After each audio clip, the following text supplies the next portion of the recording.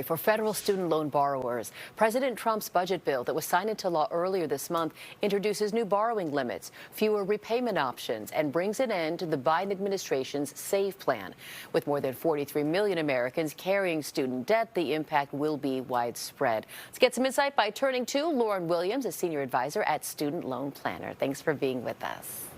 Thanks for having me, Garcia. How are you today? I am good. I'm good, and I'm super glad that I'm way out of college and don't have student loan debt. But for the 8 million people who do and who are on the SAVE repayment plan, their heads are likely spinning because they've had some multiple updates here in just the past week. What's most important for people on the SAVE plan to know this morning? I would say the number one thing to know is that while interest is going to start to accrue on August the 1st, you don't actually have to make a payment. And I think that's what's sending people into a tailspin. They feel like, oh my goodness, something big is happening. And interest is a big deal. They've been on this SAVE forbearance for a while with just like a complete pause. They haven't had to do anything, but also no interest is accruing. Now you're going to start to see your student loan balance go up if you decide to stay on this SAVE forbearance, because you don't have to start making payments just yet. But it's probably better to choose a different payment plan and start getting ready to pay your student loans. So how do people figure out if they should switch to something other than the SAVE plan?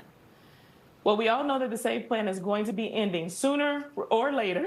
Right. It could be as late as July of 2028, or it could be at any point that the Trump administration says that, hey, we're done with this and we're moving on.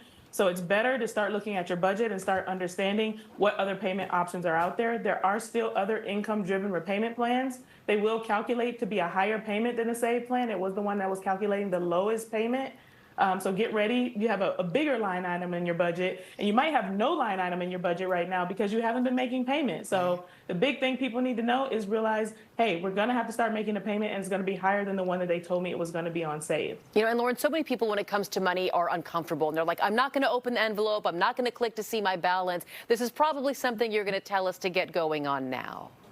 Yes, now is the time. We've got to pull our head out of the sand and get financially responsible, because the impact is that you're not earning any credit toward forgiveness. By sitting on the SAVE forbearance, you're doing the equivalent of nothing, and that nothing is actually accruing interest, and you're not doing anything that's going to help your overall financial situation. So let's get going. We've got to do something to take care of this student loan debt. I agree. All right, so backing up even before 2028, in 2026, new loans will be subject to new borrowing limits. Can you break down what that'll mean? Absolutely. So you're not going to be able to take out as much debt as we've been able to take out in the past. And we're wondering if this is going to have an impact on the way that universities are charging.